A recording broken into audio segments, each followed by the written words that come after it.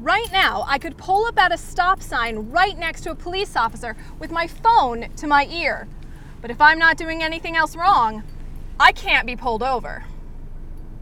It came as a surprise for many of the people living here at Oakland Hall that the quiet student they'd seen roaming the halls had made the threats. Well, here at the Elkridge station, they have about 1,200 signatures already, and at the Towson location, another 1,000. A technology transfer is about converting scientific and technological advances into goods and services.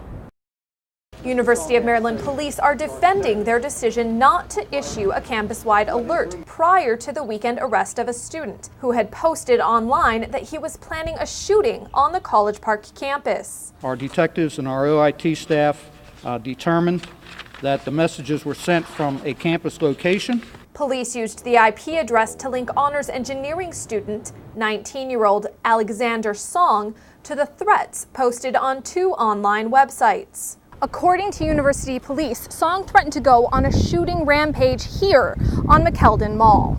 Song was arrested unarmed Sunday morning and was taken to an area hospital. He was very emotionally distraught to the point of shaking and crying, clearly in need of some psychiatric assistance. No weapons were found at either his parents' Howard County home or in his dorm. Police Chief Mitchell says based on Song's internet activity, this was a credible threat. But Mitchell says they chose not to alert the campus community because it might have tipped off Song. We felt that we had the situation contained, and the last thing we wanted to do was to alert the entire campus, including Mr. Song, that we were looking for him. That I don't agree with, especially because it was already all over the news. And some students were concerned because of disturbing similarities to past tragedies. I was scared because I don't take threats lightly after what's happened on other college campuses. Song faces a misdemeanor charge of disturbing the orderly conduct of the activities, administration, or classes at the school. The charge is punishable by either a maximum fine of $2,500 or as much as 6 months in jail, or both. Song has been suspended by the university and is no longer allowed on campus. In College Park, I'm Katelin Wangberg, CNS-TV. Right, Donald. Lynette Kaufman loves all animals, big or small. But it was her dog Heidi that helped turn her from a dog lover to an advocate. Nothing stopped Heidi. Nothing, that is, until January 4th. That's when the 7-month-old puppy was found dead, shot outside while playing with her brother Hank and another rescue named Louie. Heidi would have been the absolute first dog to come when I called, and Hank and Louie would be the last dogs to come in. Lynette called, and they came back, but Heidi didn't.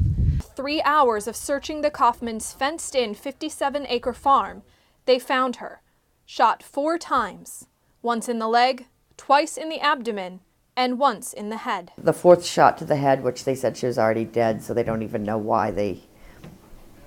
So it wasn't an accident. It just wasn't an accident. Now Kaufman's focused on helping Maryland Senator Ronald Young pass a bill creating an animal abuser registry, much like a sexual offender registry. Pet stores and shelters would be required to check the registry before allowing an animal to be adopted. But some question the need for the legislation. We're opposed to it mainly because it's not necessary. What's going on in terms of abusing animals, you can find the same information online. And sure enough, I found a searchable database of animal cruelty cases online. But it was privately run, and I had trouble when searching by names. The bill's sponsor says his proposed registry would be simpler and easier to use. But Jones says she's also concerned about it being a public registry. It sets up the person who's on the registry for abuse themselves. But for Kaufman, it's necessary to deter future animal abuse. My hope is that it will make someone think twice before doing something like this. In Middletown, I'm Katelin Wangberg, CNS-TV. We've all wanted to do it. I love doing that! But the answer's usually the same. No. When you're kids, you cannot draw on the wall or you cannot spell something on the floor. At Countdown Art Space in Bethesda, the rules are changing. This is the first time I painted on a wall, and I loved it. And this isn't your typical gallery.